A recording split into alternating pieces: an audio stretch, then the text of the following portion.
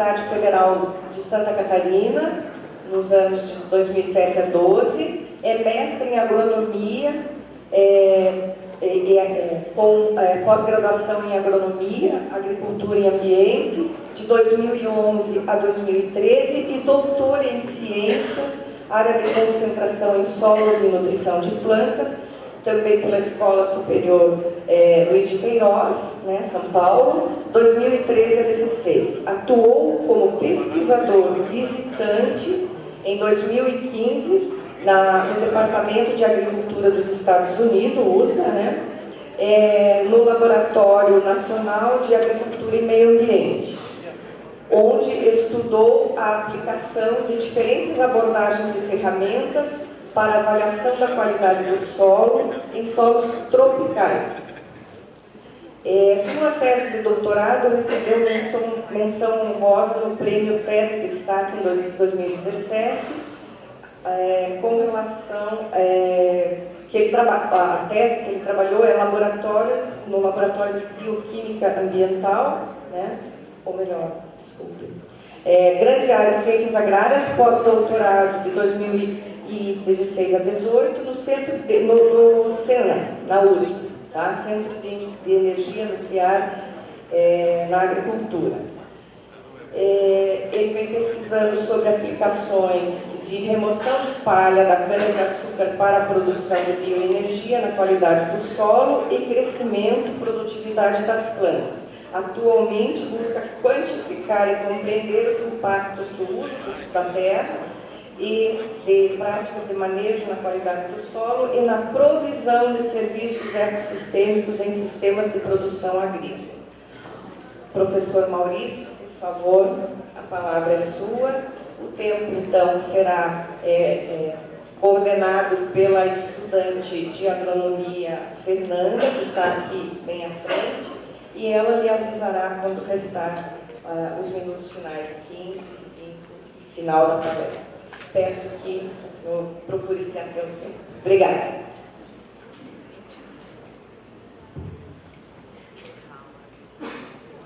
Bom dia a todos. Primeiramente, queria agradecer o convite da comissão organizadora de poder participar desse evento, que é tão importante dentro da agenda da ciência do solo, tanto no Paraná quanto no Brasil. A figura da professora Neide e da professora Adriana.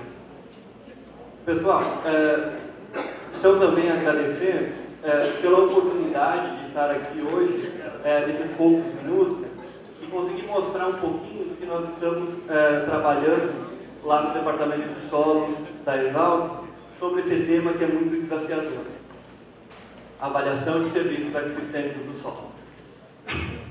Então, depois da brilhante apresentação do professor Ademar, fica até um pouco difícil falar sobre um tema que é tão, na minha visão, tão complexo. Mas vamos tentar. Para fim de organização do tempo, eu dividi a minha conversa aqui, esses 30 minutos, em dois momentos. Um primeiro momento para avaliar, falar rapidamente um pouco o que eu entendo do conceito de serviços ecossistêmicos, da importância e algumas estratégias de avaliação de serviços ecossistêmicos. Num segundo momento, a ideia é trabalhar um pouco um estudo de caso, algo prático que nós executamos no campo, que pode dar uma noção de uma estratégia de avaliação do serviço ecossistêmico.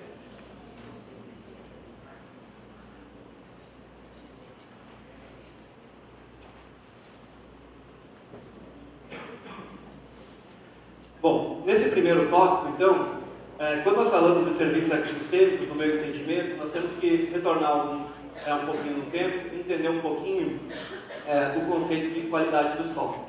Então, se nós voltarmos algumas décadas aqui, nós vamos perceber que o conceito ele tem mudado ao longo do tempo. Por exemplo, na década de 50 e 60, talvez se considerava um solo que tivesse qualidade, um solo que estivesse apto a ser cultivado. Então esse conceito se confunde muito com o conceito de aptidão agrícola. Ao longo do tempo, na década de 70, aqui em plena Revolução Verde, o termo qualidade do solo, o que se entende como solo de boa qualidade, ele passa a ser entendido como um solo capaz de sustentar altas produtividades. Então, até hoje esse termo, ou esse pensamento é válido, é utilizado por algumas pessoas, mas ele se confunde também com o conceito de fertilidade do solo. Bom, passando o tempo, na década de 90 teve todas as discussões sobre o desenvolvimento sustentável, especialmente a partir da Rio 92, e o conceito de qualidade do solo, que tivesse uma boa qualidade, ele deveria contemplar esse tripé, que é baseado em produtividade biológica, é baseado na qualidade ambiental, então o solo tem que prover ou sustentar a qualidade ambiental, e também promover a saúde das pessoas, dos animais e das plantas. Então nós ganhamos mais dois elementos nesse conceito amplo de qualidade do solo. E esse conceito, ele tem sido utilizado, e é um dos principais conceitos, especialmente da escola americana, até os dias atuais. O que é qualidade do solo é entendido basicamente por esse conceito baseado nesse tripé.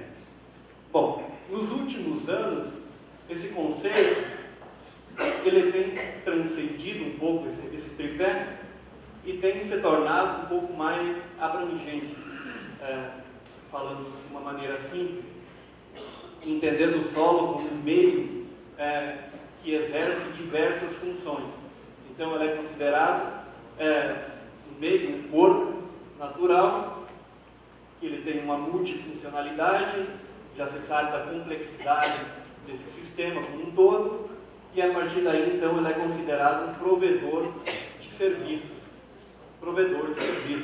ecossistêmicos, serviços ambientais, benefícios ambientais, como queiram chamar.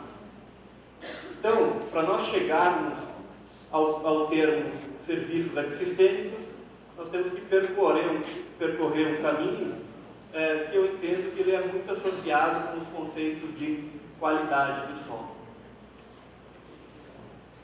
Bom, apenas para definir o que eu entendo por serviços ecossistêmicos, eu uso essa definição aqui da Millennium Ecosystem Assessment, que diz que nada mais são do que os benefícios que o ecossistema provém ou fornece e que as pessoas conseguem utilizar, se beneficiar.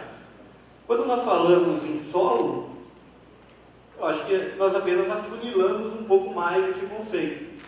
Então, os serviços ecossistêmicos do solo são aqueles benefícios que o solo fornece ou provisiona às pessoas, provisionados pelo solo às pessoas, esses solos que estão presentes nos diferentes ecossistemas, seja eles naturais ou manejados agrícolas. Bom, esse diagrama aqui eu acho muito inteligente, que ele nos ajuda a interpretar um pouco o que é serviços ecossistêmicos do solo. Então, para quem é da área de solos, a grande maioria aqui consegue entender o tamanho da complexidade que é esse assunto. Quando falamos em serviço, talvez seja um pouco abstrato, mas quando nós falamos em propriedade, é algo que é mais tangível, é algo que nós avaliamos no nosso dia a dia. Então, propriedades tem várias, não vou me deter a falar sobre algo que é extremamente conhecido. As propriedades que estariam no meio desse diagrama, elas se conectam com as funções do solo, que estariam representadas em azul, e as funções do solo se conectam com os serviços, que estão representados aqui em verde. Muito bem, um exemplo apenas rapidamente. Carbono orgânico é algo fácil de medir. A maioria dos grupos avaliam o carbono orgânico do solo. Muito bem, qual que é a função do solo? Estocagem de carbono. Qual que é o serviço provisionado pelo solo? Regulação climática. Pensando em toda a questão de mudança climática, de gás, de emissão de gás, sequestrar carbono no solo, você está provisionando um serviço ecossistêmico.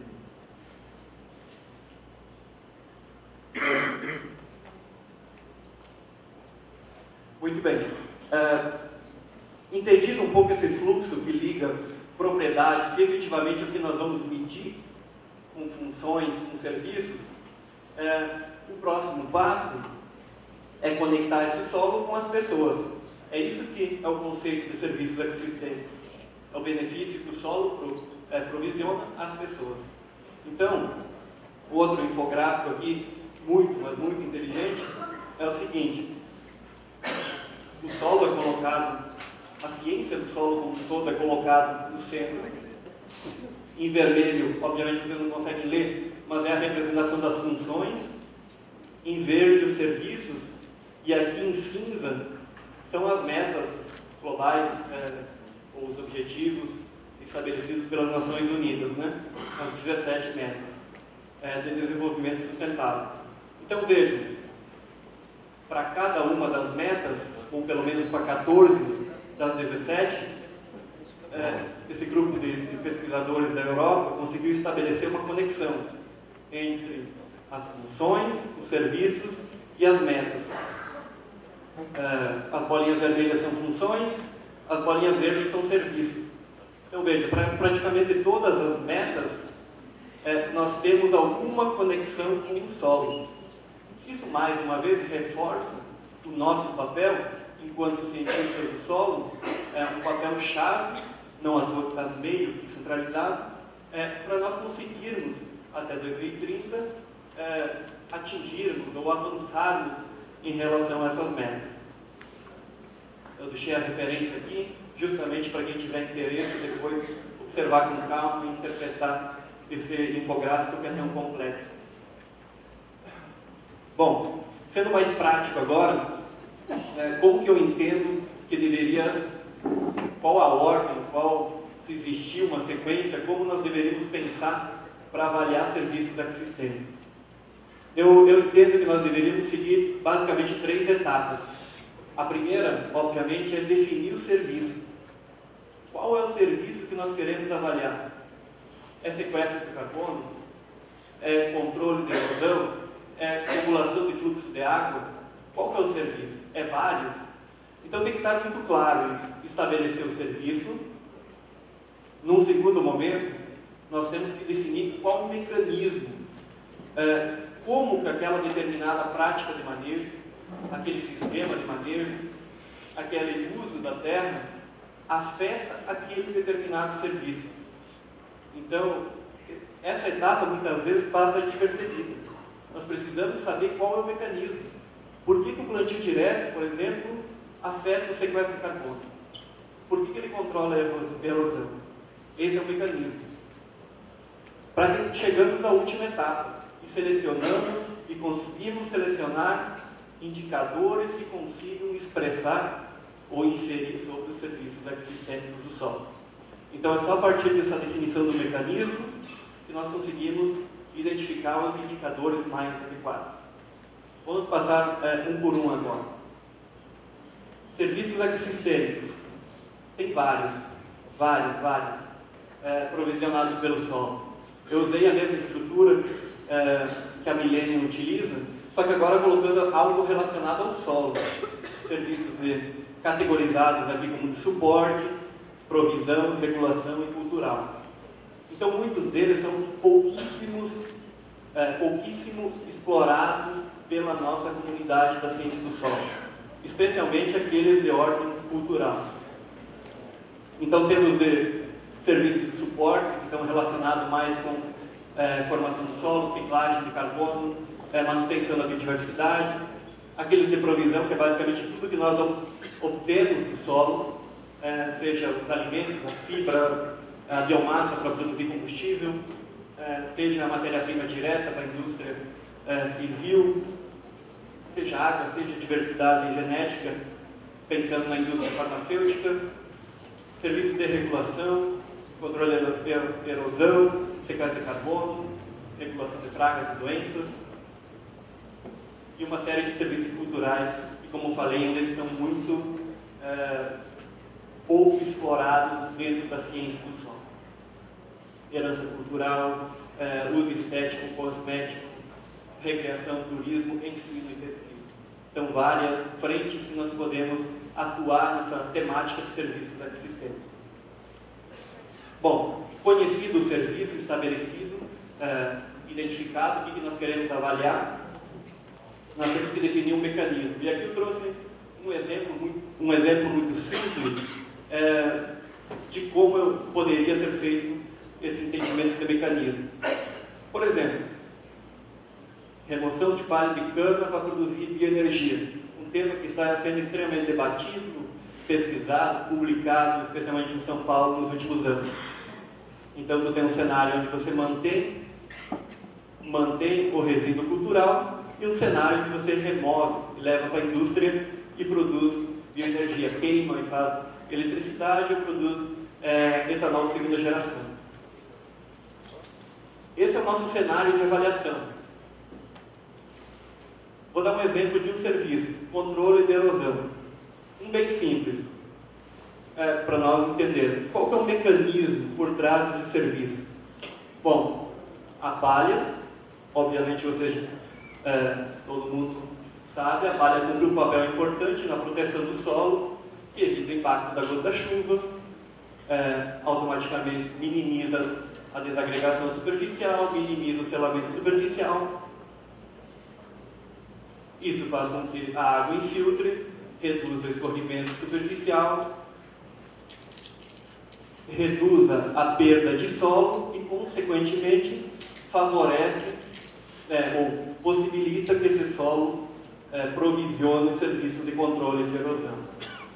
Além disso, a palha adiciona carbono, esse carbono favorece a agregação, estabiliza a estrutura do solo, favorece a infiltração de água, favorecendo a infiltração de água, menos água vai escorrer, mais água vai infiltrar, menor o risco, torna o solo menos suscetível à erosão e automaticamente, então, você favorece ou possibilita que esse solo provisione esse serviço de controle de erosão.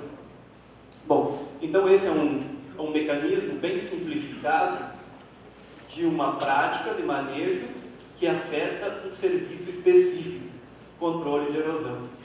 Para cada um nós deveríamos fazer esse exercício mental, enquanto profissionais da área da ciência do solo, para entender exatamente qual que é o mecanismo que está por trás daquele serviço.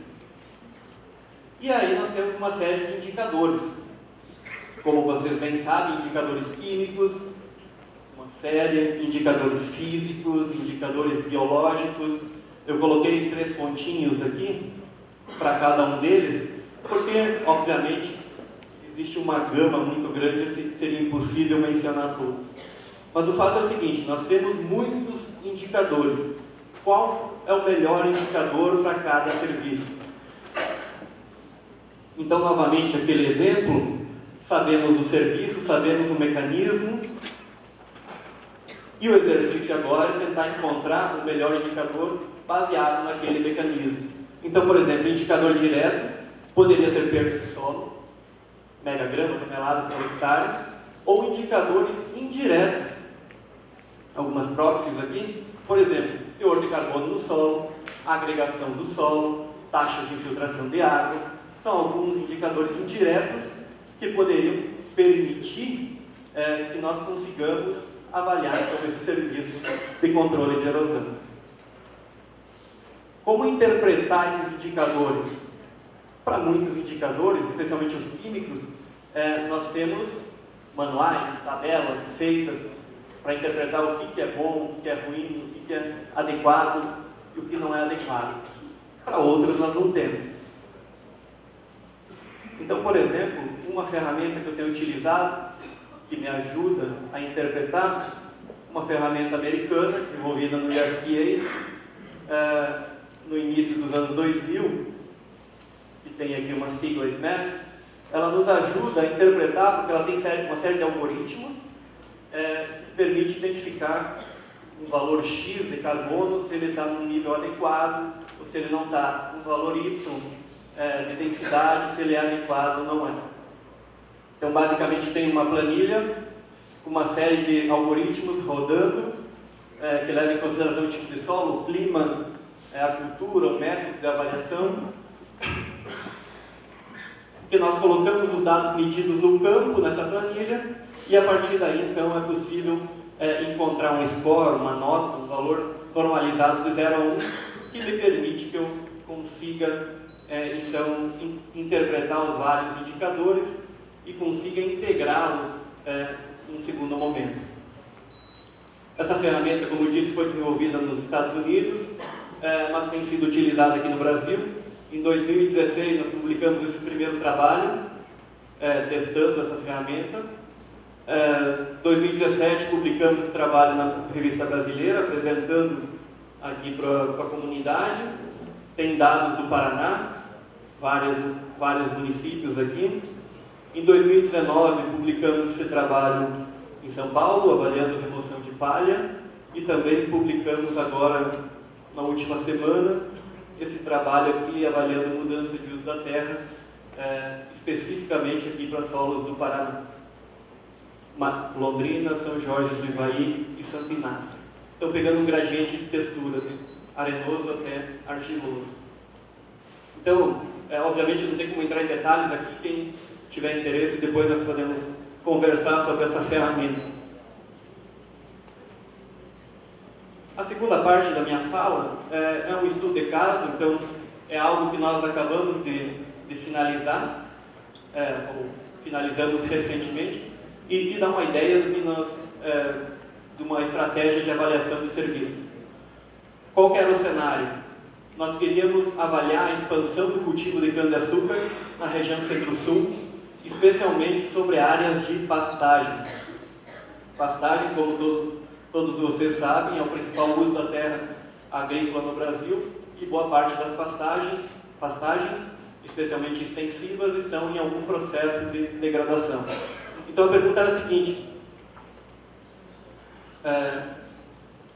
será que essa expansão da cana-de-açúcar sobre áreas de pastagem, especialmente extensivas, em algum estágio de degradação, ela afeta a provisão de serviços ecossistêmicos e, consequentemente, pode ser uma estratégia sustentável de cana-de-açúcar e atender às demandas bioenergéticas que o país tem?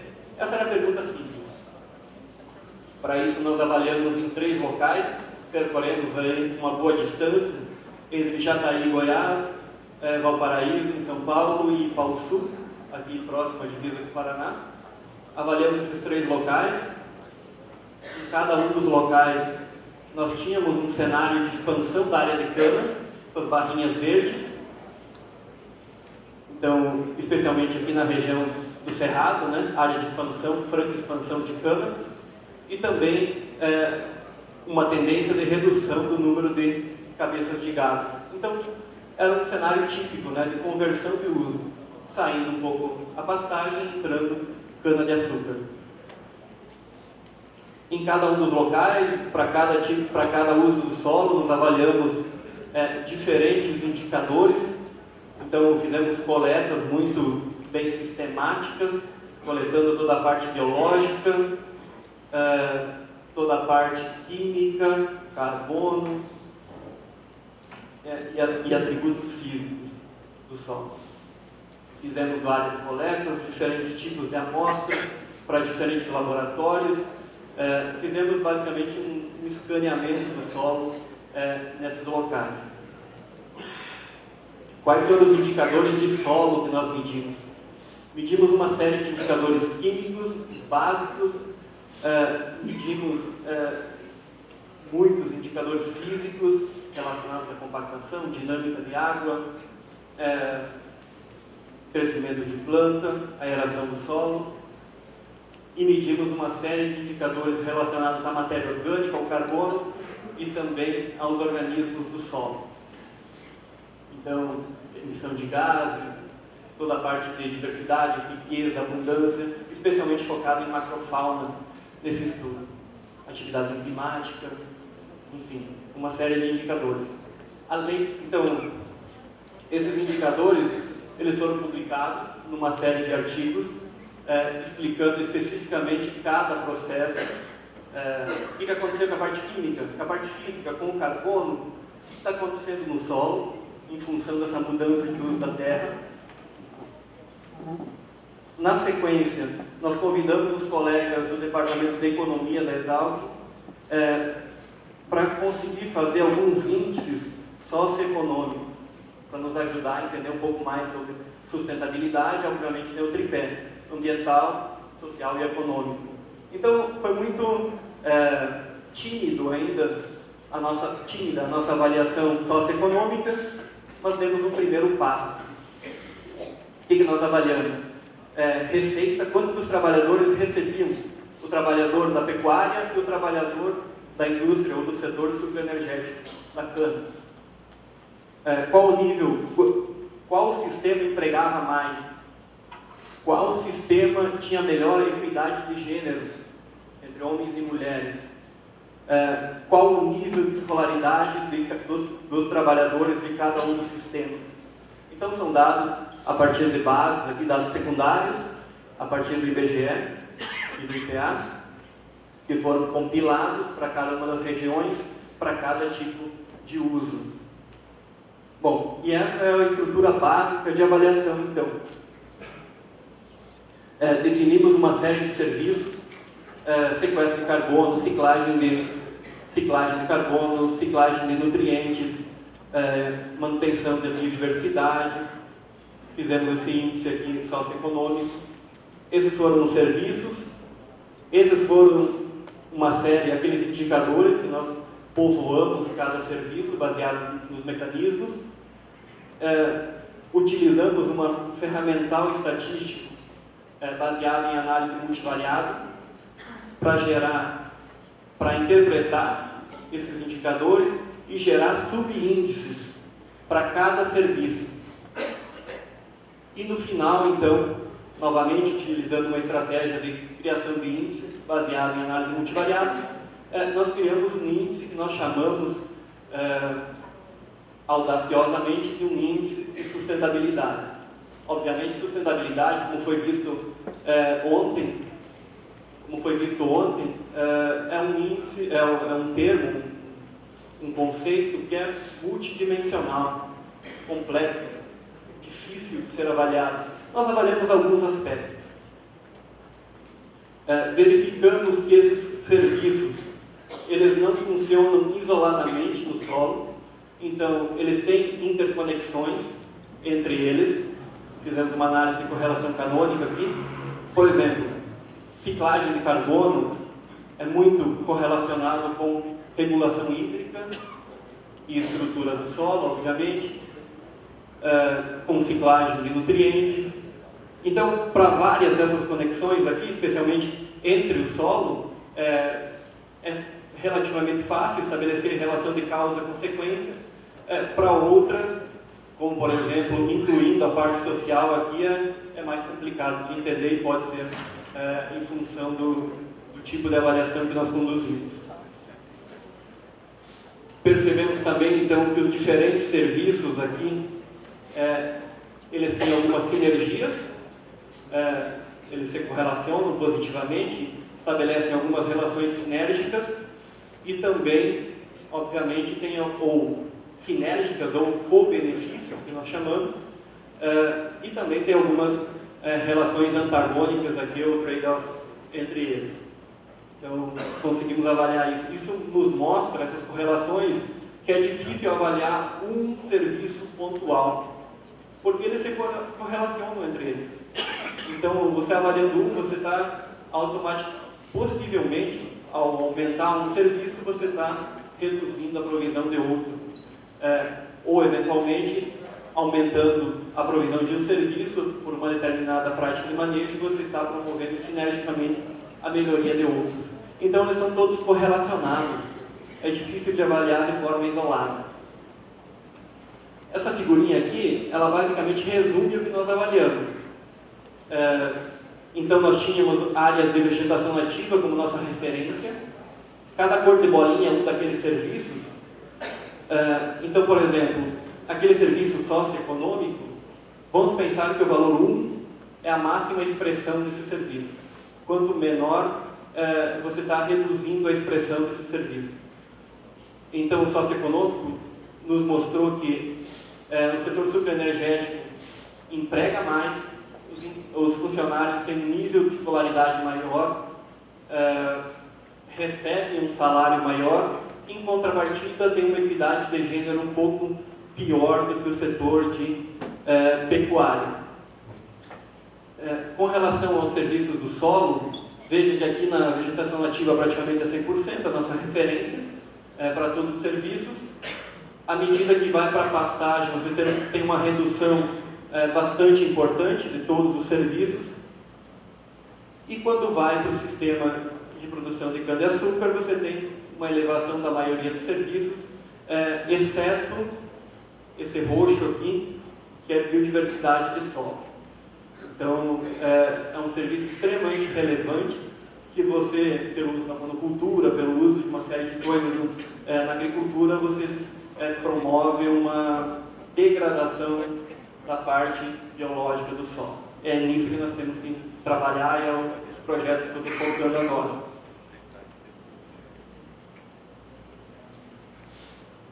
Juntando todos esses serviços naquele índice de sustentabilidade, nós percebemos, e demos um número aqui, que essa transição de pastagem, que teoricamente degradada, com baixa produtividade, com um sistema de cana-de-açúcar, mesmo no sistema convencional, tem um ganho de alguns aspectos que nós avaliamos de sustentabilidade na casa aí de 70%, 80%. Qual que é a grande resposta desse artigo?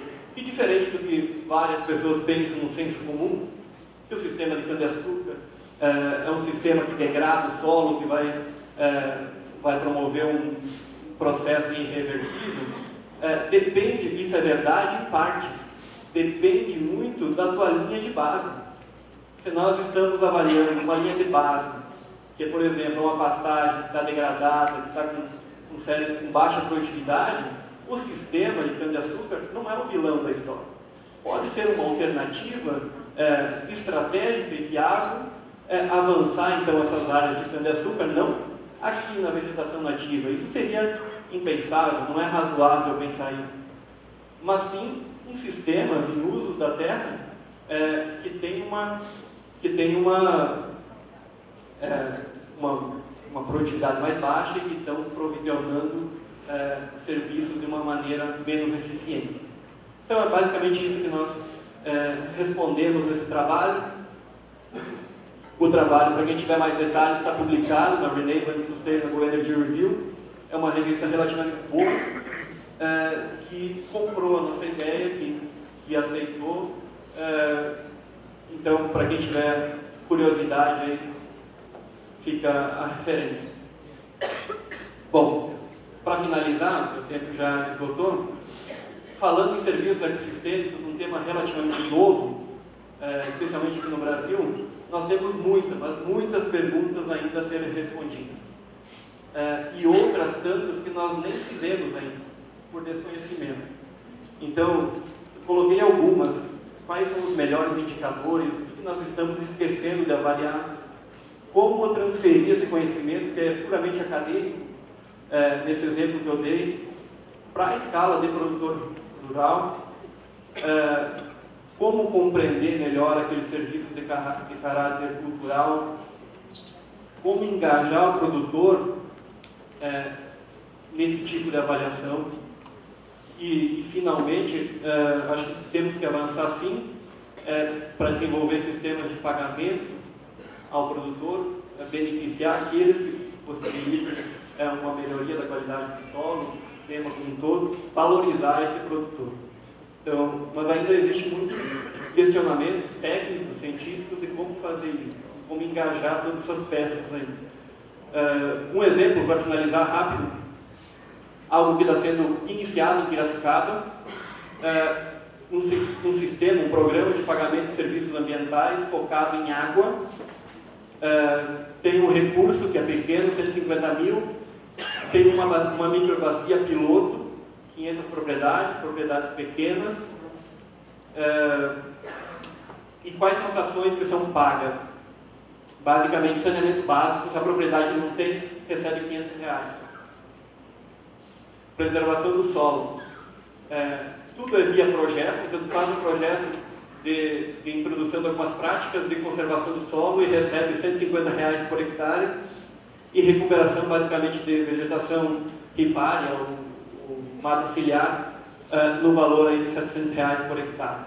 Tudo via projeto, iniciando ainda, mas é uma alternativa, é uma iniciativa legal, e o nosso solo está aqui no meio. Muito difuso ainda como entender os serviços provisionados pelo solo, mas é uma primeira iniciativa e nós temos que nos inserir enquanto academia e como extensão para tentar melhorar essa parte e valorizar ainda mais o solo nesse processo. Era isso, agradeço a atenção de todos e fico à disposição para questionamento.